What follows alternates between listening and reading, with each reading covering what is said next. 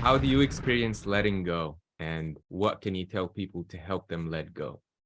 I try to catch myself before I get too obsessed about anything and I let go. Like, for example, the simplest stuff I try to do, like my coffee addiction. I love coffee so much. One time I said, okay, I'm going to prove to myself that I'm not addicted to coffee. And I quit drinking coffee for 6 months. And then I got back to it just to prove to myself it's not in control, like I Mm. don't like to be controlled by anything. Or alcohol too. I can quit alcohol on the spot, which is the case right now. I don't drink. But you had to do The something hardest, that helped you stop drinking. I try to find the reason why I drink, and it led me to social anxiety and become more sociable and relax more and be comfortable in my own skin more. So you helped me a lot with this, and I realized that I didn't need alcohol really to do that. So I think it's attachments in my experience. It happens because it gives me some kind of validation or self-worth. And I would think like subconsciously, who am I without this? Who am I without this attachment or whatever, especially relationships when it comes to relationships.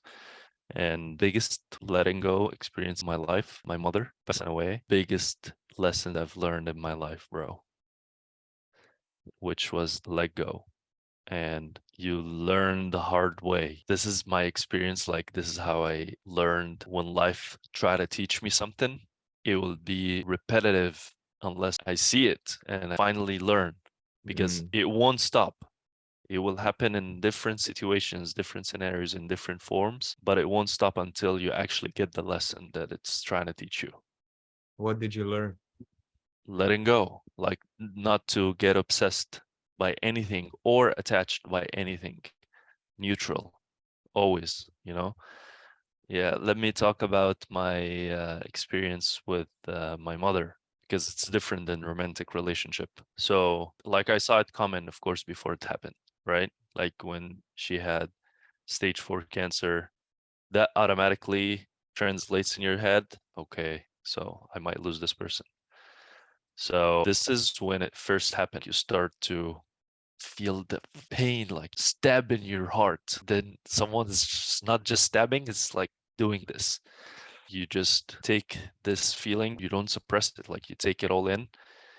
And of course, like I did my best to didn't want her to feel what I'm feeling. And also like I had to be there for my sisters too, because they're like very emotional. And so I had to like cheer them up and that we're gonna make it happen and we can actually save her. But towards the end, when things like went south, this is when I realized, okay, she's gonna die, 100%. There's no way, and I have to let go, 100. And then I did, and like I said goodbye and everything. And then when it happened, it happened. And the very important lesson is to grieve, man. Grieving is so freaking important. I wouldn't waste a second back then not grieving. Like if I would go back in time, I wouldn't ignore any feelings or think of myself like, let me distract myself or anything, so I can forget. It's so stupid and dumb to do that. So grieving is so important and it's so healing and cry your heart out if you want to. So Amazing. I used to get attached with every little thing. I had a memory box that I kept like so many stupid stuff that just reminded me of a good memory, like cinema tickets, anything like from my childhood. The stupidest shit, man. But after that experience, I was completely different. And I was so attached to the apartment that I lived in, that I grew up in. I was born in and then grew up in for 28 years at that time, and I was all by myself. And then I was like, I can't live here by myself anymore. So I put up the apartment for sale and I sold it. And then as I was moving out, I got zero help from my family, my direct family, which the ones who experienced every memory, every little memory with me in this apartment, right? So as I'm going to every room, I see everything is taken down, like it's heartbreaking, man. It was crushing and nobody's there for me. It was just me and the workers. and it was 6 a.m. You know, I was barely like waking up, and it was very hard. So this is also letting go, you know, letting go of all of those memories, letting go of the past, letting go of the apartment that I grew up in. Anyway, so and then moved into a new apartment, and then I moved to the United States, which I've let go of everything behind me, right? I've let go of my family, my life, my friends, my everything, and I'm starting a new life in a different country that I only know like one or two people here. So big risks, and that triggered everything inside of me of like, don't get attached, let fucking go and take risks and jump that bridge. It's a leap of faith, you know? Mm, And I'm so nice. glad that I did that. You're so glad that you did that. Of course, because it's free of pain. It's so liberating. When you let go of attachments, it's very liberating. I have a challenging question for you. As you were Mhm. letting go of all these things, it's a philosophical question. What were you holding on to? What was the common denominator that you didn't let go of? That was the reason of you letting go of all these things. It's the realization that nothing lasts forever. That really hit hard when my mom passed away. I finally saw it.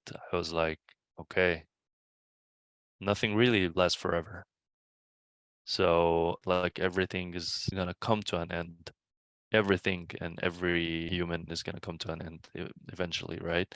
So why get attached? And attachment equals pain to me. You know, like in my world right now, attachments equals pain. So the reason why you let go is to not experience pain. You can say that. And well, it depends. Are we talking about people, or are we talking about things? Let's say things. Yeah, things are so easy, not so easy, but compared to people, it's easier to detach from. But people is the tough one. So you're letting go of things because holding on to them will cause pain. And then when you let go of them, you have less pain. And what are you going towards?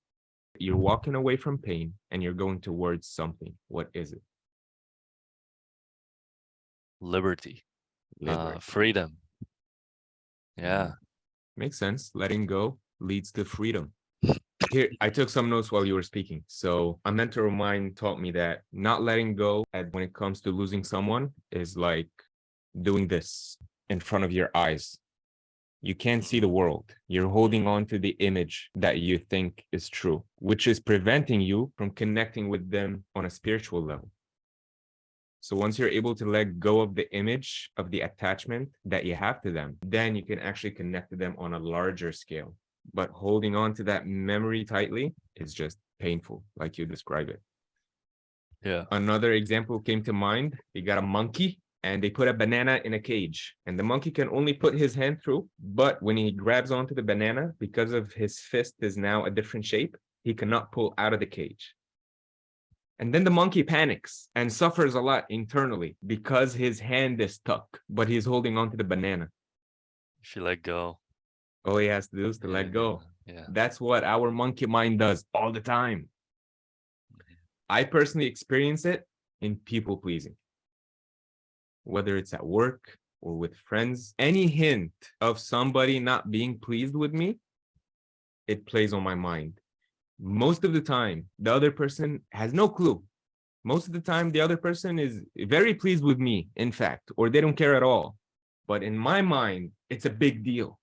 And I only started to recognize this year.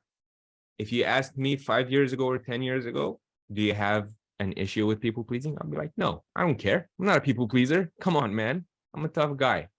But now, as I'm listening to my inner voices, as I'm watching myself, as I'm tuning into my emotions and what the fine things that are happening inside of me, there's a lot that happens when it comes to people pleasing. And what does it take? It takes letting go of. But to let go of something, I have to recognize that it's there. Like you explained, you have to grieve. If you don't grieve, you're not going to move on. If you resist grieving, you're not going to move on. If I resist listening to the unresourceful voices or feelings or thoughts, I'm not going to be able to let go. But once I make him conscious, bring him from the unconscious to the conscious, then I can do something about it. Then I can let go of them. Then I can fix them. Then I can adjust them. Yes, I agree. And this is what I meant by, even if it's still in the unconscious, it's still in your subconscious and you're not aware, life will keep testing you, will keep putting you in situations until you finally see it. And you'll be like, ah, That's you what know, it this is is. why they call it the aha moment. Exactly for this reason, you know. You're Yeah. like, I have to let go. Okay, I finally learned. Nice, bro. That was amazing. Anything else you'd uh, like to add? yes. What did I want to add? If I didn't take notes while you were speaking, I would have forgotten everything I wanted to say. Like me right now. Example of not taking notes, example of taking notes.